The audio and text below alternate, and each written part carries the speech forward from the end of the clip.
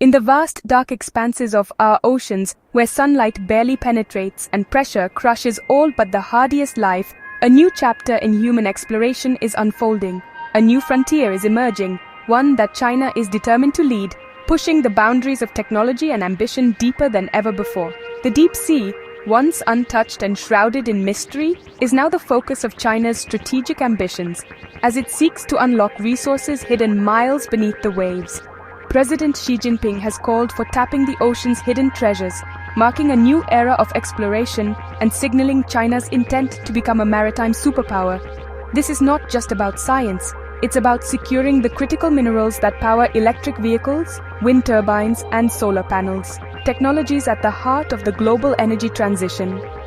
As the world shifts to clean energy, demand for these minerals is skyrocketing, fueling a race to control the resources that will shape the next industrial revolution.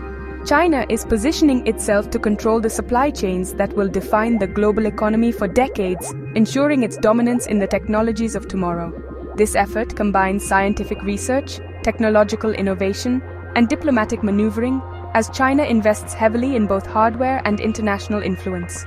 Chinese research vessels now map the Pacific and Indian Oceans, quietly preparing for a new kind of gold rush, one that could reshape the balance of power beneath the waves.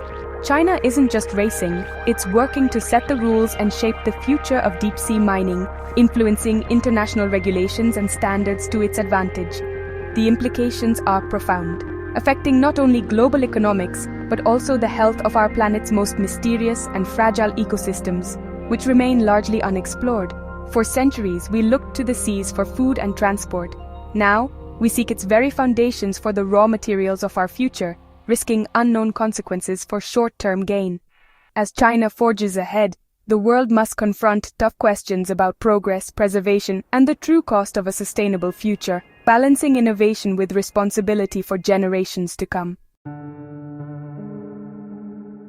Scattered across the abyssal plains, thousands of meters below the ocean's surface, lies a hidden treasure trove that has captured the imagination of scientists, engineers, and nations alike. Here, polymetallic nodules, potato-sized rocks rich in critical minerals, dot the seafloor in astonishing abundance.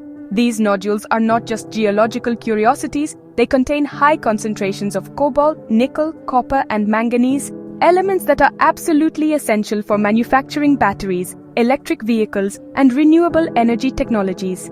As the world races to meet ambitious climate goals and the green transition accelerates, demand for these minerals is soaring to unprecedented levels. They are the backbone of the clean energy revolution. China, already dominant in mineral processing and refining, views direct access to these deep-sea nodules as the next strategic leap, one that could secure its leadership in the global supply chain for decades. Land-based mines are increasingly risky, often located in politically unstable or environmentally sensitive regions. In contrast, the ocean floor represents a vast, largely untapped source of minerals waiting to be harvested. The Clarion-Clipperton Zone alone, stretching across the Pacific, may hold more cobalt and nickel than all known land reserves combined, an almost unimaginable wealth beneath the waves. For China, these nodules are far more than just raw materials. They are strategic assets, offering immense geopolitical leverage and the potential to shape the balance of power. Controlling deep-sea minerals means influencing global prices, securing supply chains, and driving technological development in everything from energy storage to advanced electronics. The slow-growing nodules of the abyss, formed over millions of years, are now at the center of a new global contest, one that will determine who prospers in the age of clean energy. The nation that secures these resources will not only power its own future, but will also shape the world's energy landscape for generations to come. The stakes could not be higher, as the race for the ocean's mineral riches intensifies. The race for ocean minerals is governed by the International Seabed Authority, or ISA, a powerful but little-known UN body. China has quietly built unmatched influence within the ISA, holding more exploration contracts than any other nation. These contracts span all major undersea mineral types and vast ocean territories. China funds key ISA initiatives and places its nationals in influential positions, shaping policy from within. It forges partnerships with Pacific nations, offering technical help in exchange for diplomatic support and access. This multi-pronged strategy secures prime territory and allies, ensuring China's leadership in the deep-sea resource race. By dominating the regulatory body and building a coalition, China is writing the rules of the game. The world is watching as China cements its role at the heart of deep-sea mining. Securing mining rights is one thing. Developing the technology to mine the deep sea is another. China is investing heavily in deep-sea mining robots, aiming to turn plans into reality by 2025. In 2024, China's Pioneer 2 vehicle set a national record, operating at over 4,000 meters depth. These achievements prove China's growing capability to withstand the ocean's crushing pressures. State support allows rapid development, free from the constraints of private enterprise. While Western firms may have a technological edge, China's strategic patience and state backing are formidable. China's real strength lies in processing, dominating the global market for refining metals into battery-ready materials. Even if others mine first, the minerals will likely end up in China for processing. By controlling the midstream, China ensures the deep-sea mining industry leads back to its shores. As deep-sea mining advances, environmental concerns are mounting. The deep ocean is a fragile ecosystem, home to unique species found nowhere else.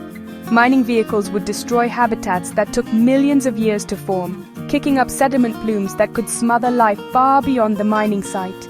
Wastewater and toxic fragments returned to the ocean could disrupt temperature and chemical layers, with unknown consequences. Noise and light pollution would disturb a world that has only known darkness. The greatest risk is our ignorance. We know little about these ecosystems or the long-term impacts of mining. Scientists and over 30 nations are calling for a moratorium or pause, warning against irreversible harm.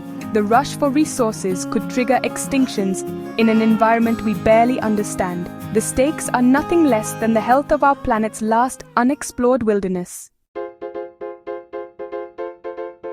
Deep-sea mining has split the world. Proponents, including China, argue these minerals are vital for clean energy and could be less damaging than land mining. Opponents, environmentalists, scientists, and many governments urge caution, citing our ignorance and the risk of catastrophic damage. The International Seabed Authority is deadlocked, struggling to create a mining code that balances development and protection.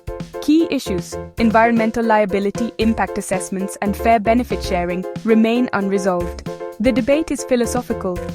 Should we exploit the last great wilderness or protect it as a common heritage? The US, not a member of the ISA, is fast-tracking its own mining permits, threatening a fractured regulatory system. Competing standards could undermine global oversight and spark a race to the bottom. The world faces a choice: unified stewardship or chaotic exploitation. The outcome will shape the fate of the deep sea. For China, deep-sea mining is a tool of power, not just resource extraction. Its dominance in minerals and technology is already a lever in global trade and diplomacy. By controlling deep-sea minerals, China gains new leverage for future disputes and alliances. Its research vessels map strategic waters, blurring lines between science and military intelligence. Partnerships with Pacific nations expand China's influence and challenge US dominance in the region. By investing in every stage, from extraction to manufacturing, China aims to make itself indispensable to the green energy transition. Other nations may mine, but China will likely process and supply the finished products. The deep sea's treasures are becoming a powerful tool for shaping the global order. The future of deep-sea mining hinges on the ISA's mining code, but negotiations are deadlocked. Nations can't agree on how to protect the environment or hold companies accountable for damage. Pro-mining countries push for rapid development, others demand robust, science-based safeguards. The ISA's new Secretary General faces the challenge of breaking the impasse and setting global precedents. Without consensus, some nations may mine under weak rules, while others go it alone. This patchwork could lead to a regulatory race to the bottom, endangering fragile ecosystems.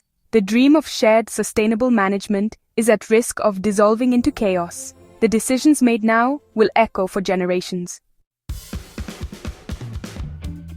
We stand at a crossroads. where the mysteries of the deep ocean, once far beyond our reach, are now closer than ever before. Technology has opened doors to realms we could only imagine a generation ago, revealing both breathtaking beauty and untold resources. China's relentless pursuit of seabed minerals has forced the world to confront the consequences of our ambition. As nations race to claim the riches of the ocean floor, we are challenged to consider the true cost of progress. The question is not if we can mine the deep sea, but if we should, and how to do so without causing irreparable harm to fragile ecosystems that have existed undisturbed for millennia. The stakes are higher than ever. The minerals are vital for clean energy and the technologies that power our future, but the risks to unknown ecosystems are immense. We must weigh the benefits of innovation against the potential loss of biodiversity and the health of our oceans. A precautionary pause is not anti-progress, it's a call for wisdom, patience, and truly independent science. Only by understanding the full impact can we make informed decisions for generations to come. We must invest in recycling and a circular economy to reduce demand for virgin materials. By rethinking how we use and reuse resources, we can protect the ocean while still advancing as a society. The fate of the deep sea will test our maturity as stewards of the planet. It is a test of our ability to balance human needs with the responsibility to preserve what we cannot replace. Will we learn from past mistakes or repeat them in the planet's last great wilderness? The lessons of history are clear, but the future remains unwritten. Our choices now will define our legacy for millennia. The ocean's future, and our own, depends on what we choose to do next.